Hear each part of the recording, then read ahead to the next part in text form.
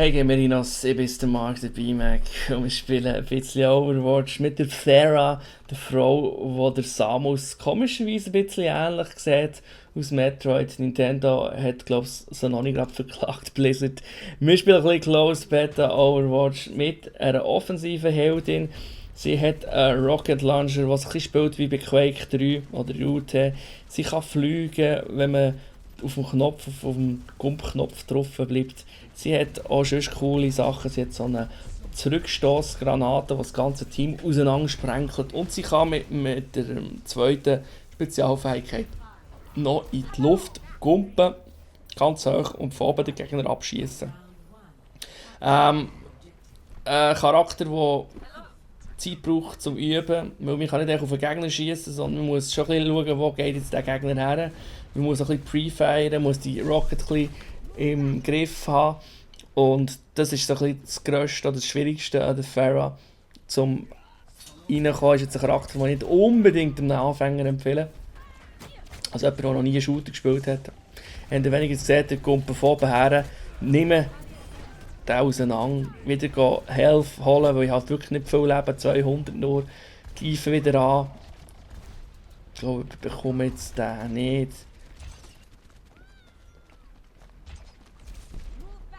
Ich habe gesehen, er hat ihn wieder weggespickt, der Genji.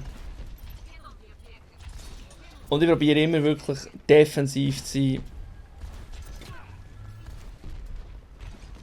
Nicht zu fest angreifen.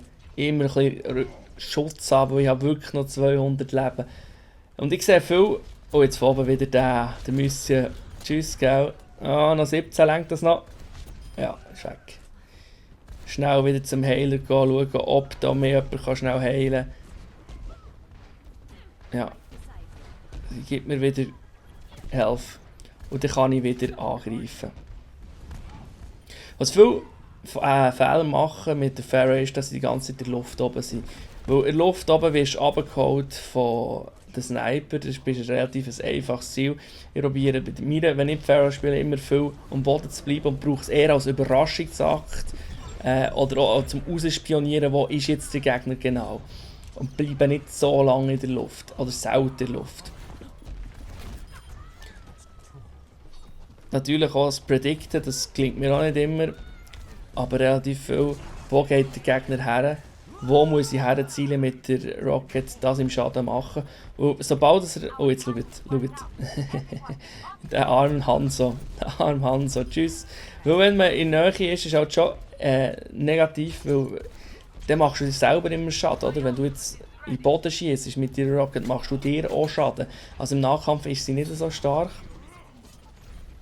Dafür hat sie eine der stärksten Ultis in-game, finde ich. Da kommt sie gerade. Das ist nämlich so eine Raketenwelle.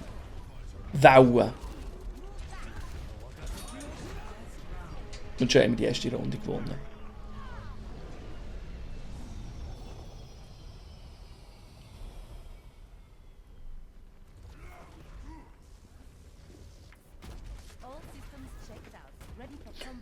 Wichtig bei diesem Held auch, immer in Bewegung bleiben.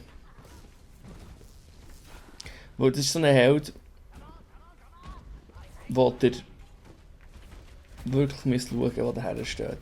Das ist wie der Tracer. Tracer ist auch nicht einfach zum Spielen. Tracer muss auch immer wieder schauen, wo habe ich wieder Health, wo kann ich Leben aufsammeln, dass ich nicht krepiere.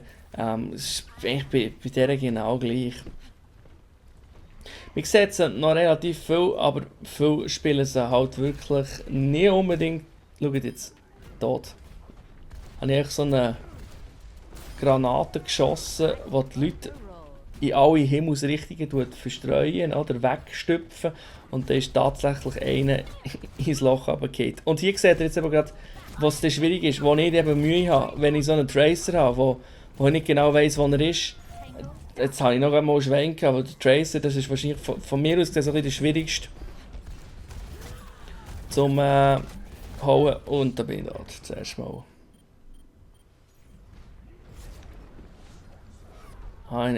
Bin ich zu offensiv gewesen. Mit zu wenig Leben.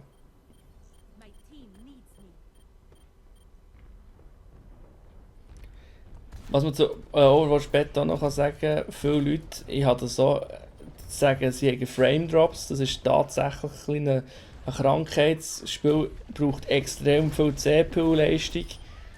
Ich persönlich tue zum Streamen und ich habe generell also immer auf Flow, weil anders geht es fast gar nicht. Und jetzt müsst ihr dann schauen. Jetzt kommt noch schon ein schöner Play, glaube ich. Ist es der? Ich weiß gar nicht. Oh mal, jetzt kommt er. Ulti im Boden, warum auch mal nicht? Kann man noch machen. Und weg.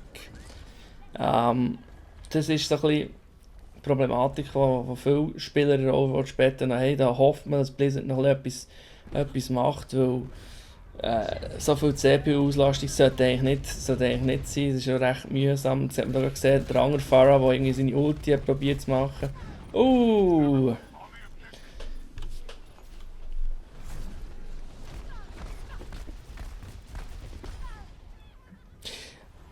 Auf dieser Map, es gibt ja zwei Maps, wo man einfach rundenweise einen Punkt erobern muss, sind Helden relativ gut, die schnell viel Damage machen. Das ist wirklich so ein bisschen... Und man sieht, was man eher weniger sieht, sind natürlich defensive Helden. Also Hand so wie jetzt hier würde ich nie picken auf dieser Map. Macht eigentlich nicht so Sinn. Dann noch lieber einen Widowmaker, der bringt er noch fast mehr. Wobei, man muss auch wieder sagen, wenn du gut spielst, dann kannst du alles spielen, oder? Also, das ist schon ein bisschen so. Aber es ist relativ ungefährdet. So. 99. Oh, Overtime. Und, jetzt kommt noch der Reaper. Das ist auch eine klassische Ulti vom Reaper.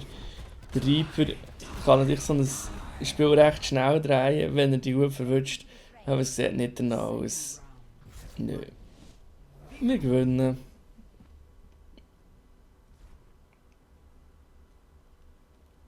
Wer hat denn den Play of the Day? Wer hat ihn? Ich. Mal schauen. Ich weiß gar nicht, was ich gemacht habe. Das ist so gut.